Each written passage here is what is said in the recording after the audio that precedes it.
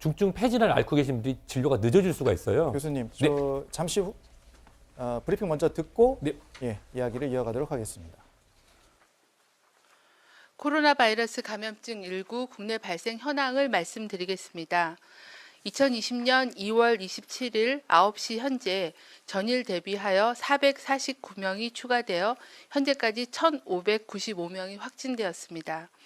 이 중 1,559명이 격리 중이고 2만 1,097명은 검사가 진행 중에 있습니다. 아래 보시면은 2월 26일 날 격리 해제가 2명이 됐습니다. 37번째 환자와 51번 환자가 격리되었고 오늘은 24번 환자가 한 명이 격리 해제되어서 이 부분은 오후 통계에 반영될 예정입니다. 사망자는 어제 114번 환자분께서 사망하셨고 오늘 1443번째 환자가 사망하셔서 이 부분에 대해서도 4시 통계에 반영할 예정입니다. 사망하신 두 분 환자의 고인의 명복을 빕니다.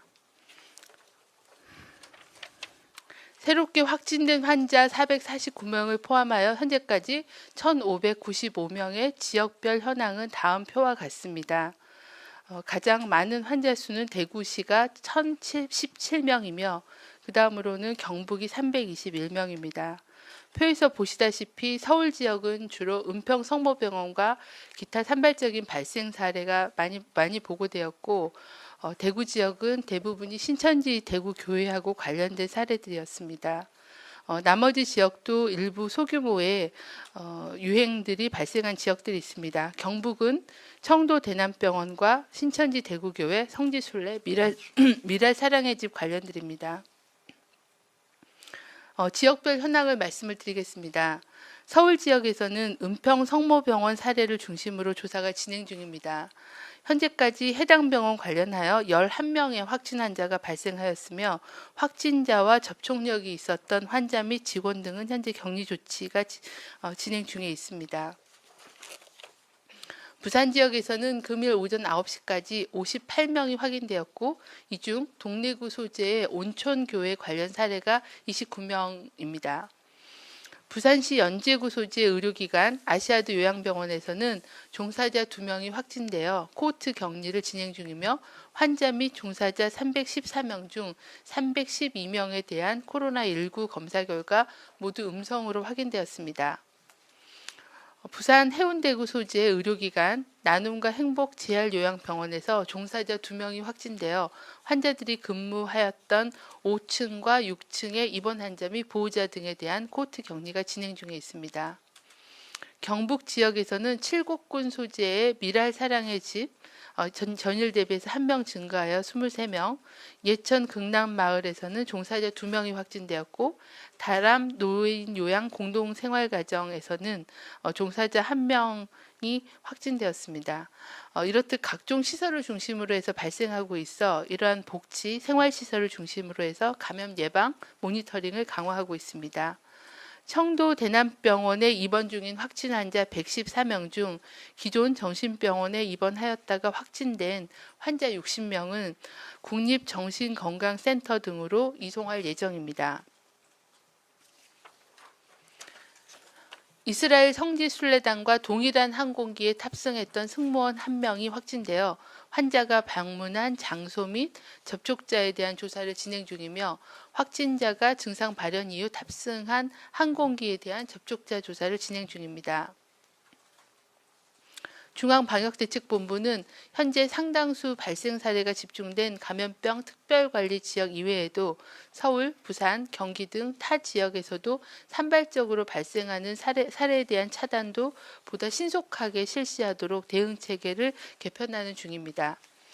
현재 각 시도 지자체에서는 질병관리본부의 상황 보고 후 역학조사와 방역 조치를 실시토록 하고 있으나 앞으로는 지자체 단위에서 기초 역학조사 및 방역 조치를 우선 실시하고 조치 사항을 보고하는 체계로 단계적으로 전환합니다.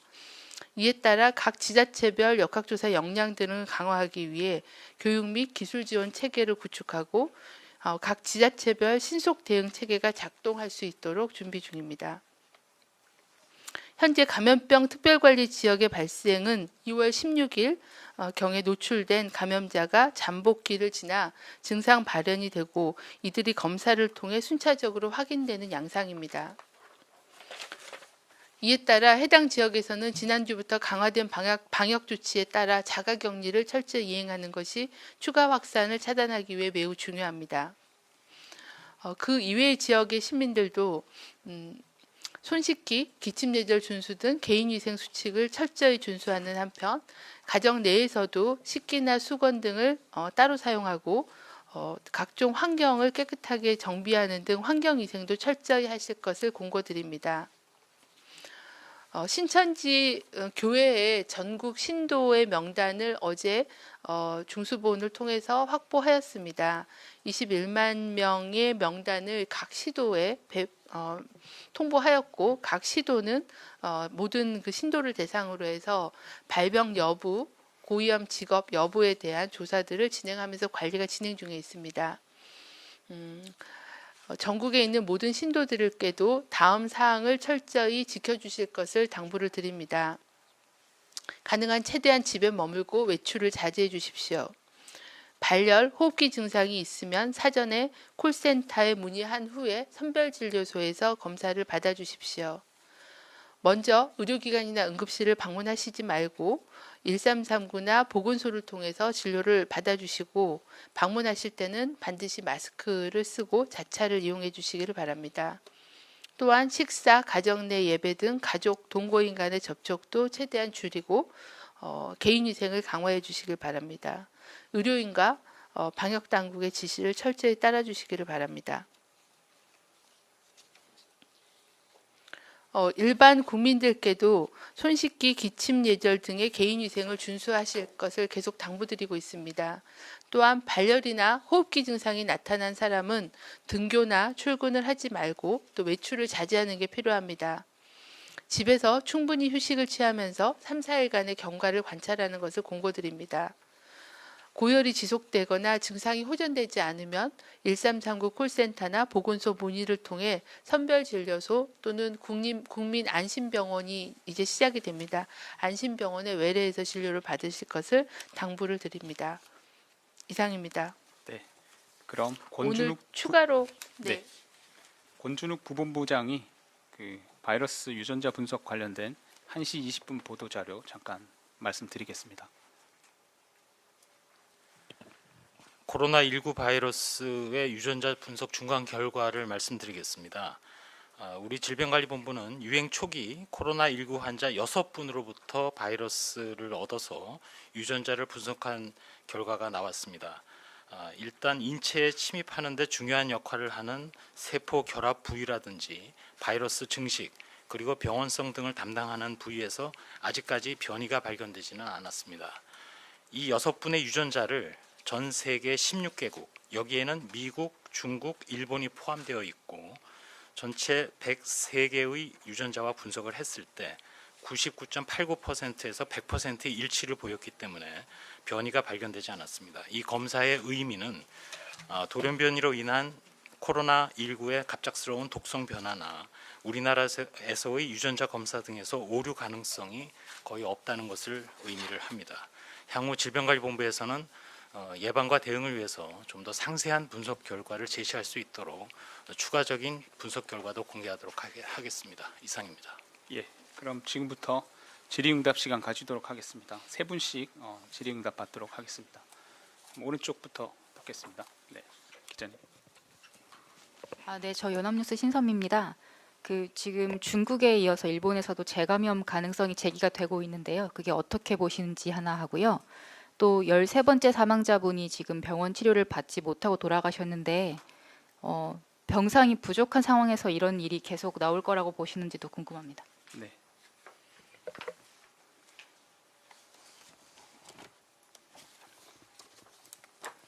네, 그 재감염에 대해서는 아직은 코로나19가 신종 바이러스이기 때문에 이 바이러스 감염으로 인한 항체가 어떻게 형성되는지, 방어 효과가 어떻게 되는지 이런 부분들에 대해서 좀 더 연구와 조사가 진행되어야 판단을 할 수 있다라고 생각을 합니다. 퇴원 후에 뭐 PCR 검사가 다시 양성이 나왔다거나 하는 부분들은 검사의 정확성에 대한 부분도 검토가 필요하고요. 그리고 언제 어떻게 검사를 했는지 뭐 검사 시기나 증상과의 이런 세부적인 그런 내용을 검토를 해야 그 내용에 대한 판단을 할 수 있을 거로 생각을 합니다. 그리고 PCR이 양성이 나왔다는 거와 그게 또 그 전염력을 일으킨다라는 그런 살아있는 바이러스가 분리가 된다라는 거는 조금 다른 의미이기 때문에 이 부분에 대해서는 사례들이 좀 모이고 정보들이 모여야 이게 검사의 문제인지 아니면은 다시 또 재감염이 가능한 그 항체가 형성되지 않는 건지 뭐 이런 부분들에 대한 판단이 가능할 걸로 생각하고 있습니다. 아마 재감염이라고 표현하는 것보다는 검사가 이제 음성으로 전환되는 것들이 정확하게 검사가 됐는지 언제까지 PCR이 양성이 나오는지 뭐 그런 부분들에 대한 논의가 아닐까라고 판단하고 있습니다. 13번째 사망자께서는 74세 남자 환자분이시고요. 그 신천지 교인에 대한 전수조사 대상자로 관리가 되고 있던 그런 분입니다. 2월 그 22일 날 증상이 있는 걸로 확인이 돼서 2월 23일 날 보건소에서 검체 채취를 진행을 했고 검사 결과가 2월 25일 날 일단 확인이 되었습니다. 저희가 보고를 받은 거는 이동 검진 팀이 가서 검체를 한 걸로 보고는 받았습니다. 세부적인 내용들은 좀 더 조사가 진행되고 말씀드려야 될 것 같습니다. 기저질환이 있으시고 고령인 점이 있었습니다. 계속 보건소에서 모니터링을 하고 발열과 호흡기 증상이 있어서 병상을 배정을 하는 그런 과정 중에 사망하신 걸로 그렇게 판단을 하고 있습니다. 네.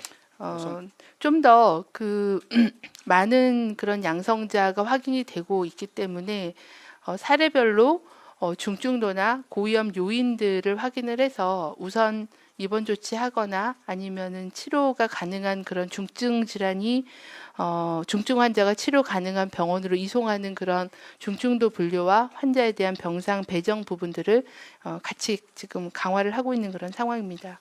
네, 오송에서 다음 질문 받겠습니다. 예, 기자님. 네, JTBC 배양진입니다. 그 방금 브리핑 중에 서울에서도 은평성모병원과 더불어서 산발적인 사례들이 많이 나왔다고 말씀해 주셨는데요. 이게 감염원이 확인되지 않은 것들인지 그리고 그렇게 나온 확진자들이 좀 주로 어떤 분들인지 뭐 고령자이신지 이런 것들을 좀 알려주시고요. 이렇게 계속해서 감염원이 확인되지 않은 확진자가 대구 경북이 아닌 다른 지역에서도 나오는 게 어떤 의미라고 좀 방역대책본부에서 파악하고 계신지 여기까지가 하나 말씀을 여쭙고요. 방금에서 조금 이어지는 질문인데 오전에도 그 중대본에서 그런 확진자분들의 중증도나 고위험군 분류 체계를 해서 어떻게 빨리 좀 입원을 시킬 건지를 논의하고 있다고 하셨는데 구체적으로 좀 논의 중인 내용이 있으시면 조금만 더 알려주시면 감사하겠습니다. 그 서울은 지금 은평 성모병원이 집단 발병 사례로는 가장 이제 크게 진행이 되고 있어서 병원과 그리고 시도 그리고 저희 이제 즉각 대응팀도 나가서 대응을 하다가 지금은 다른 지역으로 이동한 상태이긴 한데요. 계속 그 병원과 관련된 사례들이 계속 추적 관리를 하고 또 접촉자를 조사를 하다 보니까 사례가 증가하고 있는 그런 상황입니다. 산발적인 사례에 대해서는 저희가 지금 세부적인 그런 정보에 대한 부분들은 가지고 있지는 않은데요. 아직은 최근에 며칠 사이에 보고된 사례들이기 때문에 감염원에 대한 조사는 계속 진행 중입니다. 그 중에는 기존에 알려진 그런 사례의 확진자의 접촉자도 있으시고 또 신천지 교회에 관련된 그런 사례들도 좀 이렇게 좀 그 조사가 진행 중에 있기 때문에 아직은 좀 조사 진행되는 거를 보고 판단을 해야 될 것 같습니다. 하지만 저희가 이제 굉장히 검사를 많이 강화하고 또 조금이라도 의심이 되는 경우에는 검사를 진행을 하면서 이런 산발적인 사례에 대한 보고가 많이 늘어나고 있는 그런 상황입니다. 이거는 다른 시도도 마찬가지고요. 이 부분에 대해서는 저희가 가능한 한 조기에 환자를 발견해서 이분들이 또 다른 노출, 특히 뭐 의료기관이나 집단시설을 노출시키는 거를 그런 방지하는 그런 차원의 의미도 분명히 있다고 생각을 합니다. 굉장히 우리나라는 다른 나라의 그런 검사보다는 검사를 시행하는 그런 건수가 비교해 보시면 굉장히 많습니다. 그거는 굉장히 전방위적으로 초기 증상 경증자부터 조금이라도 역학적인 연관성이 의심되는 그런 사례들에 대해서 굉장히 적극적으로 환자에 대한 진단 검사와 환자를 찾는 그런 노력들을 하고 있고, 그런 노력들로 집단 발병으로 이어지지 않게끔 차단하는 그런 역할을 하고 있는 의미도 있다고 보고 있습니다. 중증도 분류 관련해서는 저희가 범대위나 아니면은 중앙임상 TF 같은 그런 임상 전문가들하고 협의를 해서 어떻게 어떤 그런 증상과 징후를 가지고 그 환자의 중증도를 봐서 이분은 좀 더 중증 치료가 필요한 병원으로 보내고 그렇지 않은 분들은 이제 전담 병원으로 보내고 하는 그런 중증도 중증 질환이나 사망을 예방하기 위해서 좀 더 우선순위가 있는 고위험군들은 중증 치료가 가능한 병원을 배정하는 그런 원칙입니다. 그 부분은 계속 준비를 해왔던 상황이고요. 그래서 어느 정도 중증도 분류 기준이 나왔습니다. 예를 들면 뭐 맥박, 그다음에 연령, 기저질환이 있는지 뭐 이런 그 여러 가지 몇 가지의 중요한 그런 사인들을 놓고 그거를 이제 판단하는데, 그거는 이제 의료진이 해야 되기 때문에 시도 단위로 그런 중증도 분류하는 그런 팀들을 의료진 중심으로 놓고 의료진들이 그런 환자의 임상 상태들을 파악해서 적절한 병상을 배치하는 그런 기능을 시도 단위로 컨트롤 타워를 만드는 거고요.